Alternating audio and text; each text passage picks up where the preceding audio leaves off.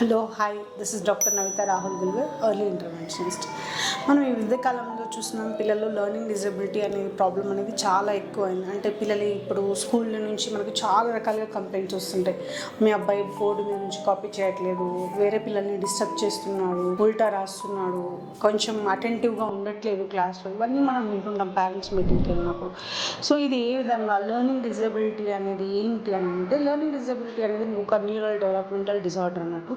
దీంట్లో పిల్లలు ఏంటంటే రాయడానికి ఇబ్బంది పడవచ్చు, లేదంటే చదవడానికి ఇబ్బంది పడవచ్చు, లేకపోతే మ్యాథమెటిక్స్లో ఇబ్బంది పడవచ్చు.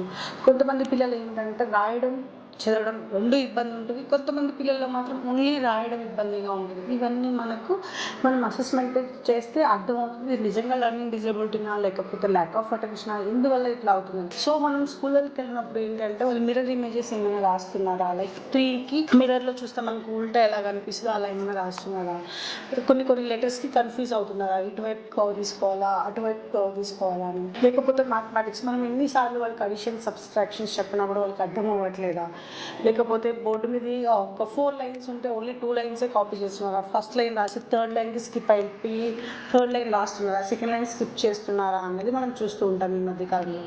సో అలాంటి వాళ్ళకి ఏంటంటే మనం ఆలస్యం చేయకుండా అసెస్మెంట్ తీసుకొని థెరపీ స్టార్ట్ చేసినట్లయితే మనం చాలా వరకు మార్పులు చూడొచ్చు. సో లెర్నింగ్ డిజబిలిటీ అనేది డిస్లెక్సియా, డిస్గ్రాఫియా, డిస్కాల్కులియా. సో లెక్సియా అనేది ఏంటి, రీడింగ్. సో రీడింగ్ అనేది ఏంటంటే మనం మామూలుగా ఫోన్స్ లైక్ ఏఎస్హెచ్, ఇప్పుడు ఫర్ ఎగ్జాంపుల్ అశోక ఉంది, అశోకాలో అంటే ఏఎస్హెచ్ యాష్, అలా మనం ఫోనిక్స్ ఎలా కూడి చదువుతామో అది వాళ్ళు డీకోడ్ చేయలేదు. At the same time dysgraphia అంటాం, అంటే రాయడానికి చాలా ఇబ్బంది పడుతుంటారు. మనం ఇంతకుముందు మాట్లాడుకున్నట్టు లెటర్స్ కన్ఫ్యూజ్ అవ్వడం, లేకపోతే ఒక సెంటెన్స్ ఫ్రేమ్ చేయాలి అంటే అన్నీ కూడా లెటర్స్ అన్నీ ఒకదాని పక్కన ఒకటి రాసేది. ఇప్పుడు ఫర్ ఎగ్జాంపుల్ ద ల్యాప్టాప్ అని ఉంటుంది, దాకి ల్యాప్టాప్ మధ్యలో గ్యాప్ ఉండాలి, కానీ వీళ్ళు ఏం చేస్తారు, ద ల్యాప్టాప్ అనేది గ్యాప్ లేకుండా రాసేస్తారు. అంటే వాటిని డీకోడ్ చేయడము రాదు, సెంటెన్స్లో రాయడము రాదు. అట్ ది సేమ్ టైం ఏంటంటే మనం ఇప్పుడు 4 లైన్స్లో బి అనేది రాసినప్పుడు ఆ 4 లైన్స్లో ఫస్ట్ లైన్కి బి టచ్ అయ్యి బిట్వీన్ ఈ 2 లైన్స్లోని కర్వ్ అనేది రావాలి, అలా ఉంటాయి కదా ఆల్ఫాబెట్స్. వాళ్ళు దానికి చాలా కన్ఫ్యూజ్ అవుతుంటారు, అంటే ప్రాపర్గా ఆ 4 లైన్స్లో రాయలేరు అన్నమాట. ఇవన్నీ లెర్నింగ్ డిజబిలిటీకి సంబంధించిన symptoms.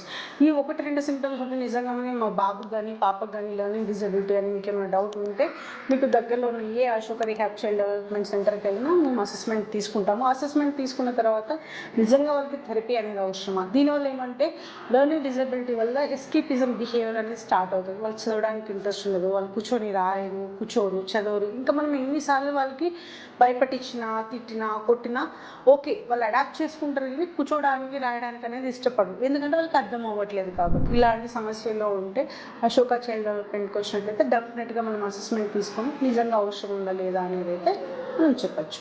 Thank you. Ashoka child development centre మీ జీవితాల్లో వెలుగు నింపుతుంది.